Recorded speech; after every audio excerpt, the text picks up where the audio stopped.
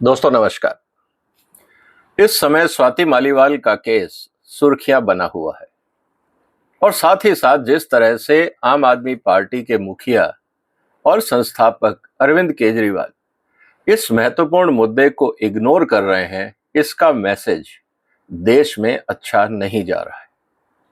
लेकिन सवाल इस बात का है कि क्या ये पहली बार केजरीवाल ऐसा कर रहे हैं? क्या उन्होंने पहली बार संवैधानिक संस्थाओं को और मान मर्यादाओं को ताक पे रखकर अपने राजनीतिक समीकरण को आगे बढ़ाने का प्रयास किया है? ऐसा नहीं है दोस्तों। इसीलिए आज हमें इस बात की चर्चा करनी पड़ेगी कि केजरीवाल एक एग्जाम्पल है, लेकिन अगर भारत में कोई भी राजनेता जो सत्ता में हो और भारत की संवैधानिक मान्यताओं को और संवैधानिक संस्थाओं का मजाक उड़ाए, उस स्थिति के अंदर क्या भारत का संविधान और भारत के कानून पर्याप्त हैं? आज चर्चा इस बात की है। इसलिए दोस्तों इस वीडियो को आप शेयर करिए, इस चैनल को सब्सक्राइब करिए, क्योंकि आज का मुद्दा राजनीति से हटकर देश में आने वाले दिनों में क्या होने वाला है और किस तरह से भारत के राजनेताओं को और भारत के कानूनविदों को अपनी सोच को बदलना होगा, क्योंकि भारत के नेताओं का सोच और भारत में जो लोग सत्ता में हैं, पावर में हैं, इन्फ्लुएंशियल है, वो किस तरह से जो हमारे संविधान और कानूनों में गैप्स हैं उसका अपने फायदे के लिए शोषण करते हैं या दुरुपयोग करते हैं। आज चर्चा इस बात की। इसीलिए आज का जो वीडियो है उसका नाम है केजरीवाल नामा। बहुत सिंपल बात यह है कि दोस्तों पहली बार ऐसा नहीं हो रहा है। केजरीवाल एक सिर्फ एग्जाम्पल है। अगर केजरीवाल की जगह कोई और होता और यही हरकत करता जिस तरह से केजरीवाल ने की है, तो उसके साथ भी वही होता जो इस समय केजरीवाल के साथ हो रहा है। दोस्तों सबसे पहले हम इस बात को देखेंगे कि ऐसे क्या महत्वपूर्ण पिछले 10-15 साल में केजरीवाल ने ऐसी क्या घटनाएं करी जिससे जो संविधान निर्माता है या जो संविधान में संशोधन चाहते हैं या भारत के जो कोर्ट्स हैं, सुप्रीम कोर्ट है या हाई कोर्ट है, उनको अपने विचारों को और काम करने की शैली को क्यों बदलना पड़ेगा। अगर हम उसी पुराने हिसाब से चलते रहे और नए शातिर राजनेताओं को अगर हमने लगाम नहीं लगाई, तो कोर्ट्स का भी मजाक बनेगा, संविधान का भी मजाक बनेगा, समाज में भी रोष रहेगा और ऐसे अराजक तत्व देश में अपना एक छत्र राज करेंगे और देश की डेवलपमेंट को हर्ट करेंगे। इसीलिए आज की चर्चा जरूरी है। मैंने इस पूरे घटनाक्रम को एनालाइज करने का प्रयास किया और आपके सामने मैं वो मुद्दे रखूंगा जिसके बारे में एज ए नागरिक, एज ए भारत के जो सिटीजन के रूप में आपको और हमको चिंता करनी चाहिए। इसीलिए अगर आप चाहें तो केजरीवाल के द्वारा किए गए कुछ कामों को अलग अलग चैप्टर्स में बांट सकते हैं और स्वाति मालीवाल का एक चैप्टर अलग से आप लिख सकते हैं। सबसे पहले बात यह है कि केजरीवाल का जो पहला काम हुआ था, उन्होंने भारत के संविधान को ही चुनौती दी थी। उन्होंने कहा था कि दिल्ली में एलजी होता कौन है, आप उनका पुराना भाषण निकाल लीजिए। विधानसभा में खड़े होकर उन्होंने भारत के संवैधानिक संस्थाओं में जो गवर्नर और लेफ्टिनेंट गवर्नर का प्रावधान है, जो भारत के राष्ट्रपति के प्रतिनिधि हैं, उनके बारे में ये कहा था कि एलजी होता कौन है, दिल्ली की जनता ने हमें चुना है, हम दिल्ली के राजा हैं। वो ये भूल गए कि संविधान और कानून का पर्पस होता है चेक्स एंड बैलेंसेस। संविधान के हिसाब से कोई अपने आप में एब्सोल्यूट राजा नहीं है, आपके पास कोई एब्सोल्यूट पावर नहीं है। आपको सिर्फ एक ट्रस्टीशिप दी जाती है 5 साल के लिए कि संविधान के हिसाब से, कानून के हिसाब से आप राज्य का नियंत्रण करें, चलाएं और सुचारू रूप से चलाएं। लेकिन अगर आपको सत्ता मिले और अब आप ये सोचने लग जाएं कि अब मैं किसी की कुछ नहीं सुनूंगा, तो इससे बड़ा घातक सोच संवैधानिक संस्थाओं के लिए नहीं हो सकती। दूसरा जो महत्वपूर्ण मुद्दा है जिसके बारे में देश की जनता को और खासकर नीति निर्माताओं को सोचना पड़ेगा, केजरीवाल ने कानून को अपने हिसाब से ट्विस्ट किया। उदाहरण के लिए आपको एक सम्मन भेजा, जो कानून में लिखा है कि आपको सम्मन भेजा जाएगा तो आप उपस्थित होंगे, वो नहीं गए। 2 में नहीं गए, 3 में नहीं गए, 4 में नहीं गए, 5 में नहीं गए, 6 में नहीं गए, 9 सम्मन में आप नहीं गए। अब कानून में तो ये कहीं नहीं लिखा है। कि कितने सम्मन के बाद आपको जाना पड़ेगा, तो मुझे लगता है कि अगली पार्लियामेंट जब भी बैठेगी और जब भी नई सरकार आएगी, तो एक पार्लियामेंट्री संशोधन हमें क्रिमिनल प्रोसीजर कोड में और बाकी जगह करना होगा कि मैक्सिमम 2, और अगर तीसरा सम्मन भी आपने इग्नोर कर दिया तो उसके बाद बाय डिफॉल्ट अरेस्ट का प्रावधान होना चाहिए, ताकि इस तरह का जो तमाशा हो रहा है, और आज उसी मुद्दे पे केजरीवाल का ये कहना जाके सुप्रीम कोर्ट में कि अगर मैं सम्मन में नहीं गया तो क्या फर्क पड़ता है, मैंने कानून तोड़ा है, आप उस पर मेरे पे केस कर दीजिए, अरेस्ट क्यों किया आपने। इसका मतलब मैं जानबूझ के कानून तोड़ रहा हूं, आप चाहो तो मेरे को सजा का हकदार बना सकते हो, लेकिन उसका प्रोविजन कहां है। ये बात आपको समझनी होगी कि कानूनों को अपने हिसाब से तोड़ना और उस पर फिर जस्टिफिकेशन देना, ये भी एक केजरीवाल का गुनाह रहा है। इसके अलावा तीसरा मुद्दा जो सबसे इंपॉर्टेंट है वो है असेंबली सेशंस का दुरुपयोग। आपने विधानसभा का सत्र बुलाया और वहां खड़े होकर भारत के संवैधानिक पदों पर बैठे हुए लोग, चाहे प्रधानमंत्री हो, मंत्री हो, राष्ट्रपति हो, बाकी संस्थाएं हो, एलजी हो, आप सबका मजाक उड़ाएंगे। ये बात सही है कि जो संसद के अंदर या विधानसभा के अंदर बोला जाता है आप उस पर कोई टिप्पणी नहीं कर सकते, लेकिन अगर इन संस्थाओं का दुरुपयोग होने लगे, वो भी राजनीतिक कारणों से, जैसा केजरीवाल ने किया, तो क्या इस पे कानून नहीं बनना चाहिए। क्या ये चिंता की बात नहीं है कि विधानसभा बुला के आप 10-10 दिन टैक्स पेयर का पैसा वेस्ट कर रहे हो और वहां खड़े होकर कहानियां सुना रहे हो। आपको क्या लगता है वो आपका ड्राइंग रूम है? क्या विधानसभाओं की अपनी मान मर्यादा नहीं होनी चाहिए? और जब हमें ये पता है कि देश में अब ऐसे नेता हैं जो मान मर्यादाओं का ध्यान नहीं रखते, हर सिस्टम का डिस्टॉर्शन करते हैं या मिसयूज करते हैं, तो वहां पे अब कानून बनाना भी जरूरी है। तो मुझे लगता है कि आने वाली संसद में इस मुद्दे पर भी चर्चा होनी चाहिए। चौथी जो सबसे बड़ी बात है कि आप मुख्यमंत्री हैं लेकिन आपके पास कोई अकाउंटेबिलिटी नहीं है, क्योंकि आपने कोई मंत्रालय नहीं रखा और आप कोई कागज पे साइन नहीं करते। इस स्थिति में जब भारत के संविधान के हिसाब से दिल्ली का ट्रांजैक्शन ऑफ बिजनेस रूल साफ साफ बोलता है कि शेड्यूल में दिए गए आइटम्स, अगर आप उसको ध्यान से देखें, पैराग्राफ नंबर 8 और 9, जो उसका सेक्शन 8 और 9 है, ट्रांजैक्शन ऑफ बिजनेस रूल 1993, अगर आप उसको ध्यान से देखें तो शेड्यूल में दी गई चीजें बगैर सीएम के नहीं हो सकती। जितने अपराध दिल्ली में हुए भ्रष्टाचार के या बाकी, वो सारे के सारे बगैर सीएम के हो नहीं सकते थे, लेकिन सीएम साहब कहते हैं हम बेगुनाह हैं। ये अकाउंटेबिलिटी कैसे फिक्स होगी? तो क्या इस ट्रांजैक्शन ऑफ बिजनेस रूल में एक लाइन लिखनी चाहिए कि अगर इनमें से कोई भी वायलेशन हुआ, CM will be personally accountable? क्या हमें इस तरह का संशोधन लाना चाहिए या नहीं?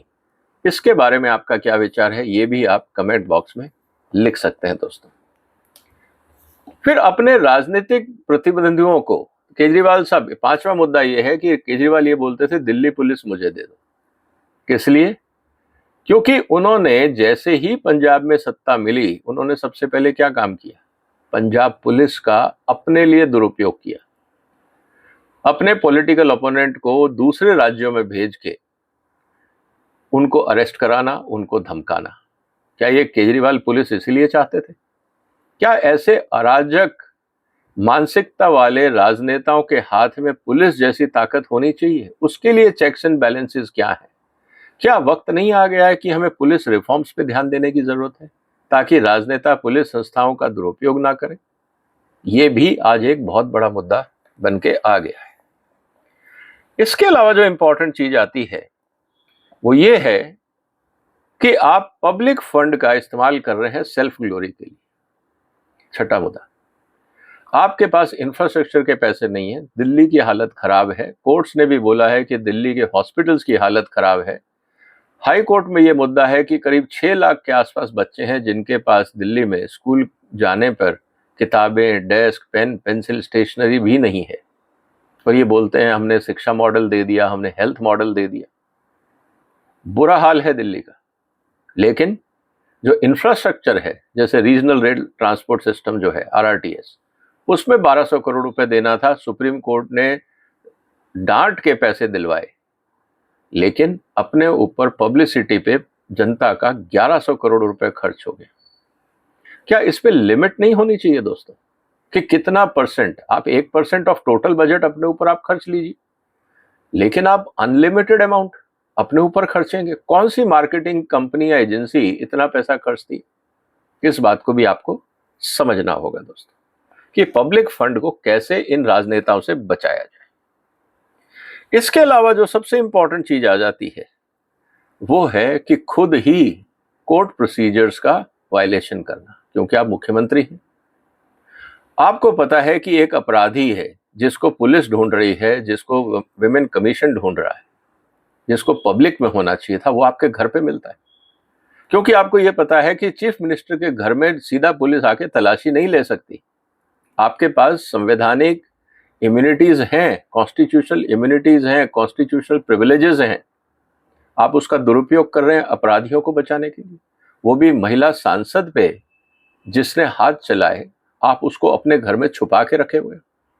ये नहीं आपने किया कि पुलिस को बुलाए और कहे कि देखिए आपने जिसकी तलाश आप कर रहे हैं वो मेरे पास है, आप आके ले जाइए।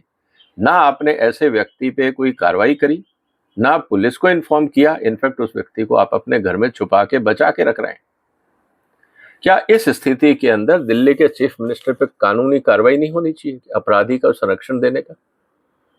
क्या हमें नहीं लगता कि इस तरह से कोड ऑफ कंडक्ट भी होना चाहिए चीफ मिनिस्टर के और बाकी जो मंत्री हैं उनके जो पर्सनल प्रिविलेजेस टैक्स पेयर के पैसे से मिलते हैं, जैसे घर है, गाड़ी है, बाकी चीजें हैं, उनके लिए क्या डूज एंड डोंट्स हो, कोड ऑफ कंडक्ट नहीं होना चाहिए? ये भी दोस्तों एक बहुत बड़ा मुद्दा बन के आ गया और उस पर भी चिंता होनी चाहिए। इसके अलावा एक बहुत महत्वपूर्ण मुद्दा आता है जेल का। ये 8वां मुद्दा जो मैं आपके सामने बोल रहा हूं वो ये कि भाई आप जेल गए, आप कहते हैं मैं जेल से सरकार चलाऊंगा। क्या आपको ये अधिकार है? क्या इस समय भारत के अंदर जेल मैनुअल्स और सरकारों के लिए क्या कोड ऑफ कंडक्ट नहीं होना चाहिए कि सरकारें कहां से चलेंगी और कौन चलाएगा और कौन मंत्री नहीं होगा? क्या ये पॉलिटिकल सिस्टम के विजडम पे छोड़ देना चाहिए, जब आपको पता है कि पॉलिटिकल सिस्टम को मिसयूज कर रहा है अपने फायदे के लिए? क्या जब व्यक्ति जेल जाता है क्या उसको तुरंत अपने पद से इस्तीफा नहीं देना चाहिए कॉन्स्टिट्यूशनल पोजीशन से? क्या ये कानून नहीं होना चाहिए इस देश में? केजरीवाल, मनीष सिसोदिया, सत्येंद्र जैन, इन सब ने क्या एग्जाम्पल पेश किए? ये बात हमें समझनी होगी कि आप अगर पुराने कानूनों के हिसाब से चलते रहे, और आपने ये उम्मीद की थी जब कॉन्स्टिट्यूशन बनाया था कि लोगों में इतनी तो लाज शर्म होगी कि अगर उनको अरेस्ट होते हैं या पुलिस कार्रवाई होती है तो वो शर्म के मारे ही रिजाइन करेंगे, लेकिन बेशर्मी का नजारा तो हम रोज देख रहे हैं। इस स्थिति में जब कानून साइलेंट है और लोग बेशर्म होते जा रहे हों, तो क्या कानून बदलने की जरूरत नहीं? ये भी एक चिंता की बात है जिसके बारे में हमें सोचना होगा। इसी तरह से हमें यह भी सोचना होगा कि जो चीफ मिनिस्टर का आवास है, जैसे आज हम शीश महल की बात कर रहे हैं, वहां पे क्या कोड ऑफ कंडक्ट होना चाहिए? वहां पे जो खर्चा हुआ कानून तोड़ के, क्या उसकी रिकवरी उस व्यक्ति से नहीं होनी चाहिए जिसने कानून तोड़ के वहां खर्चा किया? ये मान लेते हैं हम कि ये सरकारी प्रॉपर्टी है और वहां सरकारी पैसा ही लगा है, और जब वो व्यक्ति वहां से जाएगा तो वो प्रॉपर्टी वापस सरकार के अकाउंट में जाएगी। लेकिन जिन पैसों का इस्तेमाल बच्चों को शिक्षा देने में हो सकता था, हॉस्पिटलों के सुधार में हो सकता था, आपने उसको अपने शीश महल बनाने में लगा दिया। अब सवाल इस बात का है दोस्तों कि जिसने इस सुख को भोगा, क्या उससे वसूली नहीं करनी चाहिए? वो जिसने नॉर्म तोड़ के शीश महल बनाया, क्या उसकी वसूली नहीं होनी चाहिए? ये बात भी हमें समझनी होगी। इसके अलावा जो सबसे इंपॉर्टेंट चीज होती है कि आप अपने जो भी स्पोक्स पर्सन हैं या जो भी लोग हैं, आप उनको इस्तेमाल करिए, कोई दिक्कत नहीं है। लेकिन जिनके खिलाफ आपराधिक मामले हैं, जो कानून में वांटेड हैं, क्या आप उनको भी अपनी पार्टियों में पद दे सकते हैं? क्या आप एक अराजकता का मॉडल पेश कर रहे हैं एज ए पॉलिटिकल पार्टी? क्योंकि आपकी अपनी पॉलिटिकल पार्टी के संविधान में तो कहीं पे भी डेमोक्रेसी नहीं है। केजरीवाल का चुनाव कैसे होगा? कहीं नहीं है। अपने संविधान में डेमोक्रेसी नहीं है, अपने जो पार्टी का संविधान है उसमें। तो इन बातों को अगर हम ध्यान से देखें तो ये बात बहुत समझ में आ जाती है कि पॉलिटिकल पार्टीज के लिए जो उनका संविधान है उसमें पॉलिटिकल पार्टी की मनमर्जी नहीं होनी चाहिए। इलेक्शन कमीशन को उसी कॉन्स्टिट्यूशन को और पॉलिटिकल पार्टी को रजिस्टर करना चाहिए जिसमें इंटरनल डेमोक्रेसी मैंडेटरी हो और उसमें रोटेशन का प्रावधान हो। ये बात बहुत ज़रूरी है, क्योंकि कंपनीज एक्ट में भी हमने यही किया कि अगर ऑडिटर्स हैं या बोर्ड ऑफ डायरेक्टर्स हैं उनका रोटेशन होना चाहिए, नहीं तो वहाँ अराजकता फैलती है। यही हाल पॉलिटिकल पार्टी में क्यों नहीं हो सकता कि आप मुखिया हैं, बहुत अच्छी बात है, आपने काम किया है, 2 बार आप रहेंगे, तीसरी बार आपको चेंज होना ही पड़ेगा। कोई कांस्टेंट लीडरशिप रहना जरूरी नहीं है। अगर आपने अच्छा काम किया है तो कूलिंग पीरियड के बाद जनता आपको वापस ले आएगी। ये क्यों नहीं हो सकता, ताकि देश में हम एक हेल्दी राजनीति की बात करें। इसके अलावा आता है एक और चैप्टर जिस पे हम डिटेल में चर्चा कर सकते हैं। मैं 14वें चैप्टर की बात कर रहा हूं, हवाला ट्रांजैक्शन। हवाला ट्रांजैक्शंस को लेके आपका क्या विचार है कि एक पॉलिटिकल पार्टी और पॉलिटिकल दल के नेता गैर कानूनी काम कर रहे हैं, हवाला ट्रांजैक्शन से बात कर रहे हैं, दुनिया के टेररिस्टों से फंडिंग ले रहे हैं, क्या इनको समरीली डिसमिस नहीं करना चाहिए? ये कौन सा रोल, जस्ट बिकॉज कि जनता ने उनको चुन के भेज दिया और वो सत्ता में है, तो क्या वो गैर कानूनी लोगों से डील करेंगे? और जैसे ही उनके प्रूफ सामने आए, क्या ऐसे लोगों को सत्ता से डिसमिस करने का कानून नहीं होना चाहिए? या ये छोड़ दिया जाए क्योंकि वो इलेक्टेड रिप्रेजेंटेटिव हैं तो जो मर्जी वो चाहे करें? ये मान मर्यादा जब समाज में खत्म हो रही हो तो इसका भी ध्यान रखना बहुत जरूरी है। और रही बात मेडिकल ट्रीटमेंट इन जेल, आप बिल्कुल सही कह रहे हैं। तो मेडिकल ट्रीटमेंट के लिए जो प्रोटोकॉल हैं, क्या वो रहेंगे या आप अलग से कुछ करेंगे? इस पे भी, क्योंकि जैसे ही कोई राजनेता जेल में जाता है उसको तुरंत हॉस्पिटल की जरूरत पड़ने लगती है। किसी का हार्ट फेल होने लगता है, किसी की एंजाइटी बढ़ जाती है, किसी का बीपी बढ़ जाता है, किसी का शुगर बढ़ जाता है। इस स्थिति के अंदर मेडिकल प्रोटोकॉल क्या होने चाहिए? क्योंकि सबको प्राइवेट हॉस्पिटल जाके बैठना है। मुझे लगता है कि कानून के हिसाब से इस बात पे भी ध्यान रखना चाहिए कि वो हॉस्पिटल में रहेगा सरकारी, चाहे प्राइवेट डॉक्टर वहां विजिट कर ले, उसमें कोई दिक्कत नहीं है, चॉइस ऑफ डॉक्टर भी हो सकता है, लेकिन हॉस्पिटल प्राइवेट नहीं होगा, हॉस्पिटल प्राइवेट क्लिनिक नहीं हो सकती, हॉस्पिटल सरकारी ही रहेगा। और हो सके तो ऐसे हाई प्रोफाइल पेशेंट्स के लिए जो अपराधी भी हैं उनके लिए जेल में ही पर इंतजाम हो और डॉक्टर विजिट्स कराई जाएं, और इमरजेंसी में अगर जरूरत पड़ते तो प्रोसीजर की सुविधाएं सरकारी हॉस्पिटल में हो। मुझे लगता है जब ये चीजें एडवांस में क्लियर हो जाएंगी तो कोई भी इस तरह की बहानेबाजी नहीं करेगा। आपको क्या लगता है दोस्तों कि नई सरकार जब बनेगी तो जो घटनाक्रम केजरीवाल ने किया एज अपराधी, मैं इसलिए अपराधी कह रहा हूं क्योंकि एक नहीं कई केस उन पे हैं, और ये तो उन्होंने खुद अपने एफिडेविट में क्लेम कबूल किया है कि उन पे 30 केस चल रहे हैं। इस स्थिति के अंदर क्या आपको नहीं लगता कि हमें अपनी मर्यादाओं को दोबारा देखना पड़ेगा, और जहां जहां पे भी कानून हमें वीक लगता है और जिसका फायदा उठा के पॉलिटिशियंस कानून का मजाक उड़ाते हैं, कोर्ट्स का मजाक बन जाता है, संविधान जहां पे खामोश है, क्या उनको रिव्यू करने की जरूरत नहीं है? आपका क्या कहना है दोस्तों? आप कमेंट्स अपने लिख सकते हैं। इस वीडियो को शेयर करिए क्योंकि ये समाज में चर्चा बहुत जरूरी है, और जब नई सरकार बनेगी तो मुझे लगता है कि आप सबको, अपने सांसदों को और प्रधानमंत्री को खासकर, जो ये कहते हैं कि मैं भ्रष्टाचार खत्म करूंगा, उनको लिखना चाहिए। हो सकता है सांसद आपका साथ ना दें, आपके एमएलए आपके साथ नहीं दें, क्योंकि इन सुविधाओं का उपयोग तो वो भी करना चाहेंगे, लेकिन जनता की आवाज कौन सुनेगा? कम से कम आवाज उठाना तो हमारे हाथ में है, कोई सुने या ना सुने।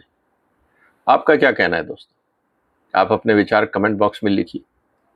इस वीडियो को शेयर करिए, इस चैनल को सब्सक्राइब करिए। फिर मुलाकात होगी एक और महत्वपूर्ण मुद्दे के साथ। तब तक अपना ध्यान रखिएगा। फिलहाल वंदे मातरम।